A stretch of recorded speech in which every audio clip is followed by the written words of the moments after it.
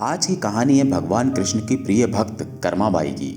कर्माबाई बचपन से ही अपने पिता जीवन राम को भगवान कृष्ण की पूजा करते हुए देखती थी और देखती कि उनके पिता कभी भी भगवान का भोग लगाए बिना भोजन ग्रहण नहीं करते थे।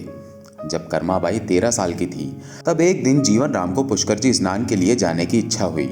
साथ में उनकी पत्नी ने भी पुष्कर स्नान की इच्छा प्रकट की। जीवन राम अपनी बेटी को भी ले जाना चाहते थे, लेकिन दुविधा ये थी कि अगर सभी घर से बाहर गए तो श्री भगवान को भोग कौन लगाएगा। सोच विचार कर जीवन राम ने इस नित्य कर्म की जिम्मेदारी कर्माबाई को सौंपी और कहा कि देखो बेटी कर्मा, सुबह भगवान को भोग लगाने के पश्चात ही तुम भोजन ग्रहण करना। कर्मा ने भी अपने पिता को आश्वासन दिया। अगले दिन सुबह कर्माबाई ने उठकर सबसे पहले गुड़ और घी डाल के बाजरे का खिचड़ा बनाया और भगवान कृष्ण की मूर्ति के सामने रख दिया और बोली, भगवान मैंने आपका भोग रख दिया है, आपको जब भूख लगे तब खा लेना, तब तक मैं घर के काम पूरे कर लेती हूँ। इतना कहकर कर्मा अपने कामों में जुट गई। काम करते करते बीच में आकर देखा तो कर्मा को ज्ञात हुआ कि भगवान ने अभी तक खिचड़ा नहीं खाया है। उसे संदेह हुआ कि शायद खिचड़ी में घी और गुड़ कम है, इसलिए श्री कृष्ण भोजन ग्रहण नहीं कर रहे। फिर कर्माबाई ने खिचड़े में थोड़ा गुड़ घी और मिलाया और मूर्ति के सामने बैठ गई और बोली, भगवान मेरे पिताजी जब खिलाते हैं तो आप खा लेते हो, अब क्यों नहीं खा रहे? और अभी तो पिताजी बाहर गए हैं, उन्हें आने में बहुत दिन लगेंगे, तब तक आपको भोग लगाने की जिम्मेदारी मुझे दी गई है, इसलिए जब तक आप भोजन नहीं खाएंगे मैं भी कुछ नहीं खाऊंगी। इस तरह जिद पर अड़ी नन्ही कर्मा की प्यारी बातों से कृष्ण भगवान का दिल पिघल गया और मूर्ति से आवाज आई, बेटी कर्मा, तुमने पर्दा तो किया ही नहीं, मैं भोजन कैसे ग्रहण करूं?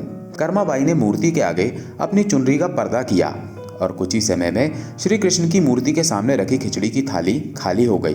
अब कर्मा रोज सुबह सबसे पहले कृष्णा को बाजरे का खिचड़ा खिलाती और बाद में खुद भोजन ग्रहण करती। कुछ दिनों बाद जब कर्माबाई के माता पिता वापस आए तो कृष्ण की लीला देखकर दंग रह गए। इस तरह कर्माबाई श्री कृष्ण की असीम भक्त बन गई। अपने जीवन के अंतिम दिनों में कर्माबाई भगवान जगन्नाथ की नगरी जगन्नाथपुरी में एक कुटिया में बस गई। वहां पर एक दिन कर्माबाई की कुटिया के सामने एक तेजस्वी कांति वाला बालक आया और उसने कर्माबाई से कहा, मुझे भूख लगी है माँ, खाना दो। उस वक्त कर्मा अपने भगवान कान्हा को खिचड़े का भोग लगा रही थी। कर्मा ने उस बालक को भी खिचड़ा खिलाया। उसके बाद वो बालक हर रोज कर्मा के हाथ का खिचड़ा खाने आने लगा। ये सिलसिला कई वर्षों तक चलता रहा।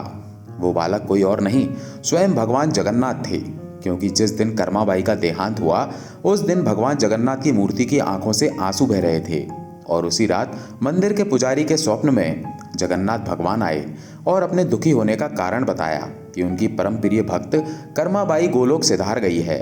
मैं रोज सुबह उसके हाथ की खिचड़ी खाता था, अब मुझे खिचड़ी कौन खिलाएगा?